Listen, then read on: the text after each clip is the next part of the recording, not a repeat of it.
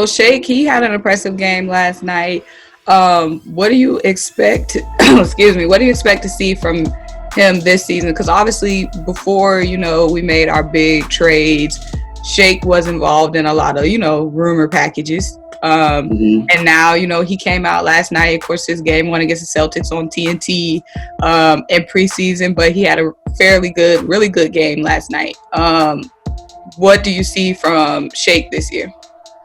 You know what? I see, I'm not going to put him in the Lou Will, James Harden category. I know some people want to do that. He has a on Twitter, yeah. Yeah, on Twitter, yeah. You saw it, right? Yeah. Yeah, they were like, we got Shake now.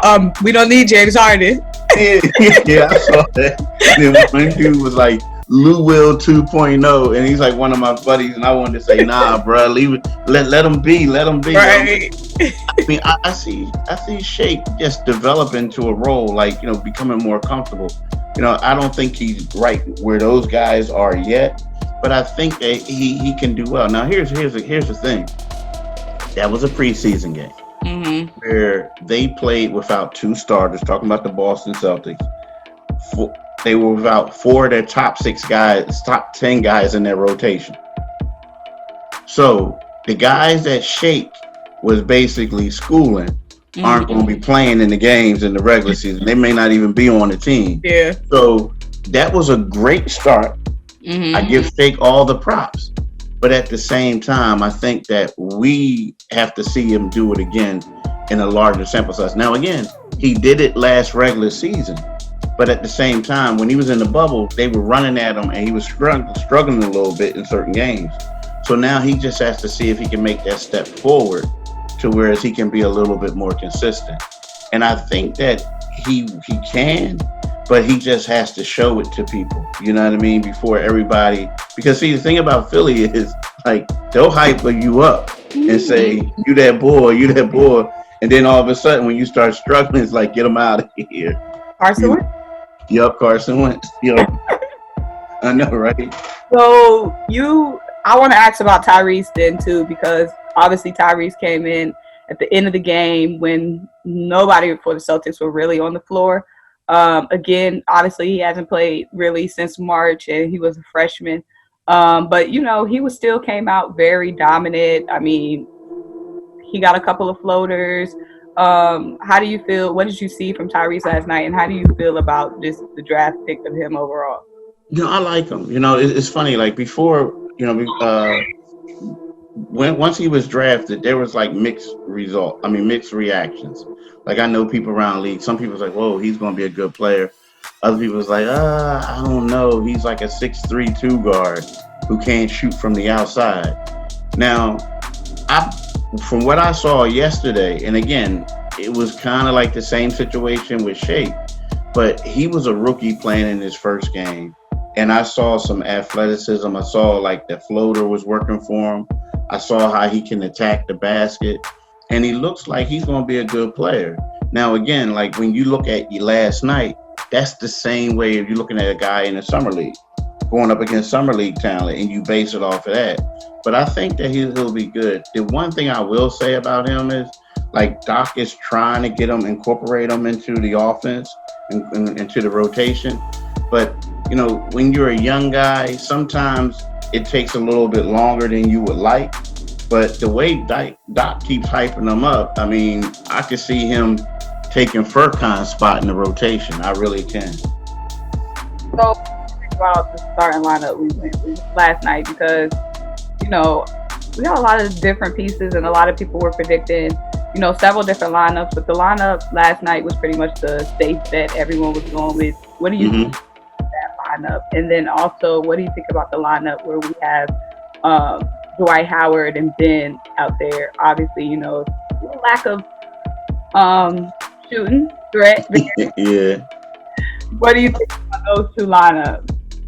The first lineup, I like the first lineup. And the reason being is because, I think in every lineup you need a glue guy. And when you look at Danny Green, he's a good glue guy. Like some people may look at the stat sheet and say, okay, this dude only had 2 points. But when I look at the stat sheet, I say he played like 12 minutes, 47 seconds and had 4 steals. And he was 1 for 2.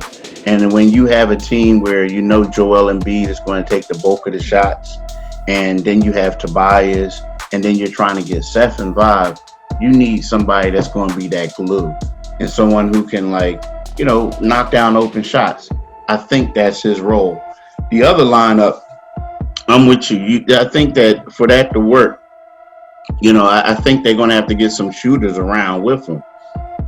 You know, I think like a guy like Steph or maybe Shake or somebody could come in there and help it, you know, help it out. But when I saw it, I looked at it more like, and I could be wrong, but I looked at it like Doc is like, let me just throw different things out here to see how they work. Because see, when you have a guy like Ben, I think the best center you have to have is kind of like a real athletic guy, you know, a guy who's versatile and who can get up and then down the court and run. And, you know, Al Horford was a better fit for that when they went to the second unit. And I look at Dwight as like a different type of center. I mean, he's great, but I look at him as a different type of center. So let me ask you about Terrence. So obviously, you know, we didn't see anything from him last night. And Terrence is somebody, you know, you talked about a little bit on your pod. You pretty much talked about everybody. But I've heard a couple of people just, you know, mention, oh, I think people are sleeping on Terrence. Nobody's really talking about Terrence. What do you expect? Like, just what do you see in Terrence? Obviously, you know, he used to be a starter for OKC. He pretty much got lost in the rotation. They had, you know, hella guys in his position. Dort came out and took his spot. Do you see Terrence developing into a larger role for us? I do. You know, here's the problem, though. I think that trade really messed him up the way it went down. And what I mean by that is, like, he already came in behind. And like, you know, he was already, like, you look at him as, okay, he's a throw-in in the trade to help the trade get, you know, make the deal get done, right? But I look at him and I think that, you know, I think he can help this team because he's like the defender. He's athletic. He could be a 3-and-D type of guy for you. You know what I mean? Like, and I know he's not like a great 3-point shooter, but he can be that type of guy for you. I really wouldn't look into it too much that he didn't play in the first game. I think that, you know, they have decisions to make. Like guys like Justin Anderson, they want to get a really good look at him. And so there comes a point in time like where Terrence didn't play the first game, but that doesn't mean he's not going to play the second. You know what I mean? Justin probably may not play the second or someone else, or maybe Matisse. So I look at it that way, but I think that, you know, he, like you said, he was a starter in this league. He knows how to play. He's not a guy that's going to like battle you to take a bunch of shots. He's just going to be a solid defender, and I think he'll help out.